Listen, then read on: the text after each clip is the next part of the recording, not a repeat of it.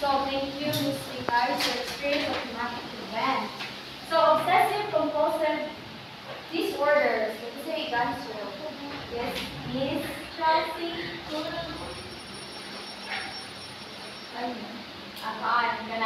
Again, na-mention naman nila na ang OCD sa bilang yan ang wala So, kada na siya nakatong imuhang ka ng unwanted thoughts, na mo na siya obsessive limon, niya mo ito ka ng imong i-action na kanang compulsion, ba? Kung ang obsessive compulsive disorder. Yes. So, ganito naman yung Miss Chelsea, ganito na nung naka-experience ko siya na So, ano rin, Risha Nervosa. So, hindi ganun lang yun. Wala na yan. So, wala na yan. Ikaw. So, ako na ako maka-experience siya sa kami. Ayun, ang dating siya, gibutang man din sa pero ganyan, very sad, very nervosa, sumusli ko, nagpilit, kani, gibutang man din sa So, yeah, so, Risha Nervosa is parang distorted body. So, din sila kayo, hindi ang kamatawa, hindi yung mukhaon, or mamay na ilang kampun ba, may mahal sila mag-gain. So, basta sige siya ka, or nasa government, ako sa kay, gamay na yung kanon, kaya siya na siya. Asa mo nakita ang mga naling na, Risha Nervosa, sa mga models, Obsessed with beauty standard. Yes, very good. So let's move on to move back your hands up. So next is what are the academic achievements of So exhibit significant deficiencies in reading and math as well as study skills.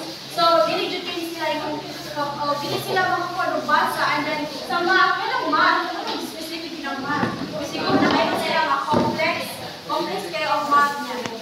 Dili mo na sila emotional disturbance na sila kalisod. Yeah, so deficit remains stable. So ang meaning emotional disturbance is it can be either stable or magadugar, mag-ignore ka. So mag-worse or na makuha siya sa type of disorder. So, have a high level of dropout rate from high school. Kaya na naman. Wala sila gana, mag-usahan mo. Siguro ilang rason nga, kapoy ko, depressed na sila. So, the intelligence, so ang intelligence sa emotional disturbance is that growing siya. Even if hindi siya ang emotional disturbance is our own unique nature. Ang ilang ko siya, ilang low school learner. So the average student actively attends the teacher and work 85% of the time. So ang mga average students, kita mga estudyante nga okay, average na. Yeah, so parang sila ka mo absent, very present, no? Nasa ba kayo? Nagala na guro ito ng stress.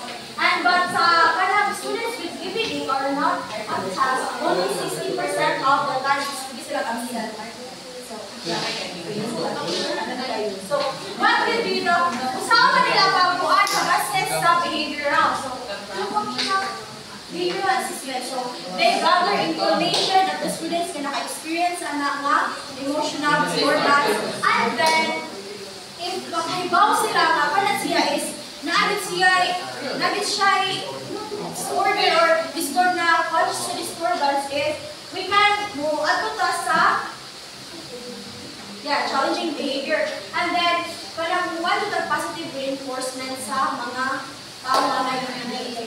Dili mo punta ikon nga, ito na, hindi mo yawan bitaw. Parang, syempre nga, iwan siya,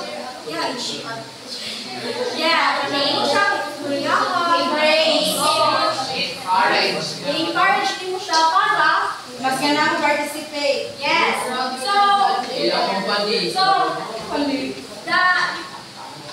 FBA leads to VIP. So, when we say kapalapit, iba na paano ba nila ang information sa students niya na ay emotional emotional disturbance. So, kung makuha na nila, so ano na sila sa behavioral intervention plan is to decide na i-appropriate ito ang nilang mga behavior so that malikayan ito, hindi man yung malikayan ang mga malesen ba through medication or whatsoever. Therapy.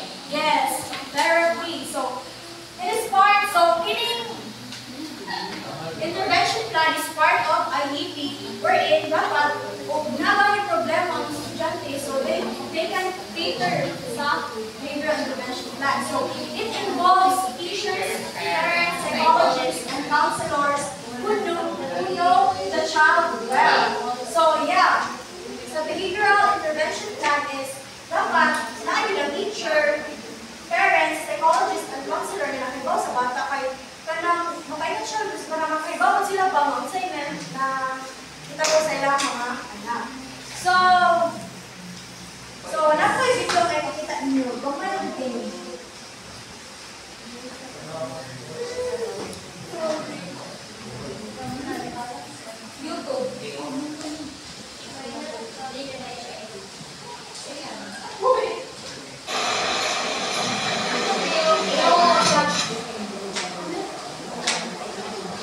YouTube.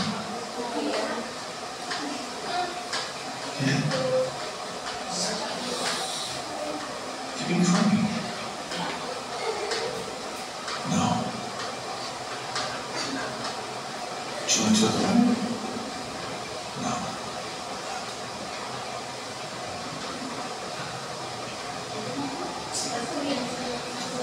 Do you want to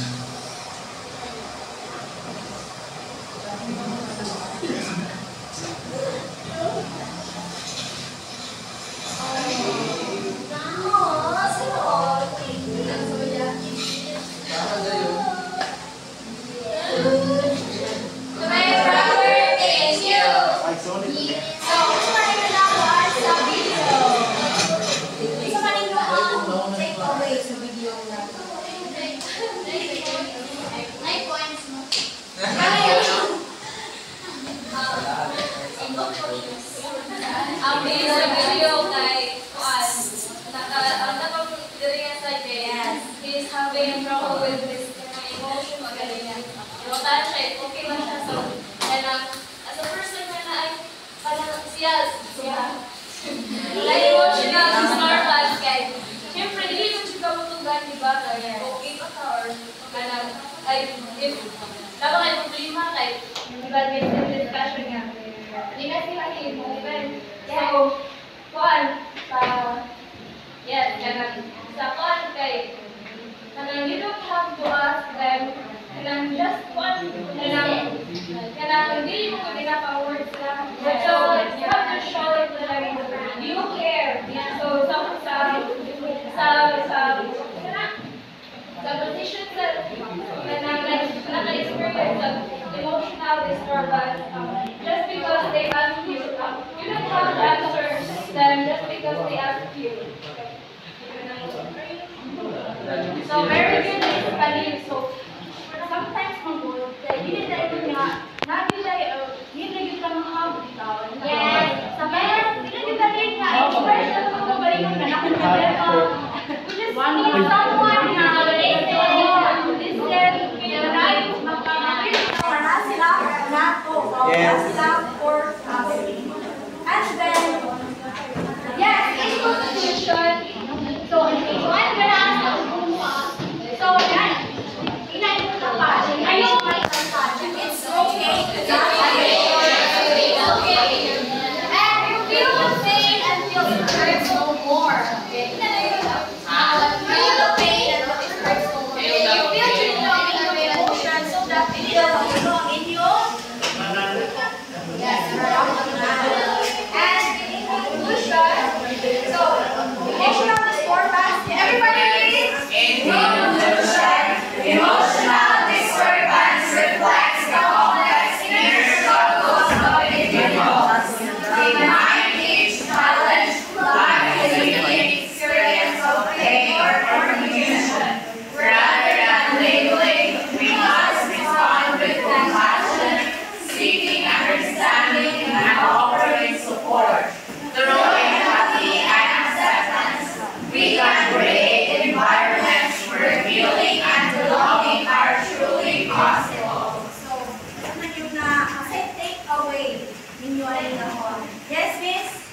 Away ang conclusion.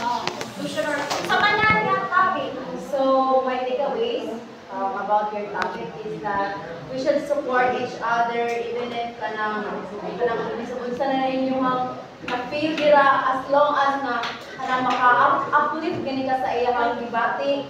And then kanang kutob sa imong makaya is kanang give support and then kanang give support and then kanang extra care. Para lang jud nga kanang dili siya mag-feel nga nang he or she is alone in his own battle, but kanang you are with him or her.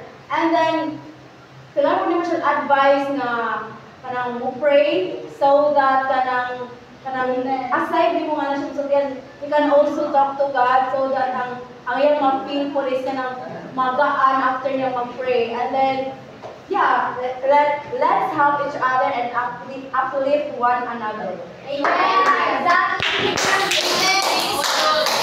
So you are not alone in this world. You are loved. So yes, so emotional disorder, guys, is not that law that makes but story to understand. One that calls for compassion, not judgment. So napanasabtan, do you have any clarification? No. Suggestions? Yes, please. I'd like to share. I was clinically diagnosed of post-traumatic stress disorder way back 2020 under the NCMH mental health care. I was talked with one psychologist for 15 minutes and I was for post-traumatic stress disorder for grief after namatay akong papa. And ang ako na masulti is we should not self-diagnose. Kaya nakapilot tayo na ng symptoms, sila na natang. Kaya deeper mag-usap if habit na na to. So if nakapilot tayo yung we should seek professional help. Na if napilot ko niya ka na mo consult ko upuan na may libre, NCMH is free. So musik ka na, and other than that, mayroon din ka na nakapilot sa matao sadness, hindi na kami are you okay, but pakita na ko siya through actions. Na-overcome na ko to siya ma-challenge kay na ko with friends, na hindi sila mayroon na are you okay, but instead, gusto sila sa itong kwarto, hindi sila nga, na actions na ipakita. So, yes, sayang good kay ang disorder, hindi na to sila makita yun, but ma-feel na to sila. True. Yes, and sa iyang credits, muna kasi matinaw kung saan niyang pagpaniha. So, ang video behind each challenge lies a unique experience. So, kita ka na, we have our own battles, unique battles nga mga better person na to. So, if ever gani you have nananakay symptoms na ayaw niyo self-diagnose sa this will be, you need professional na para ma-help to pick up a better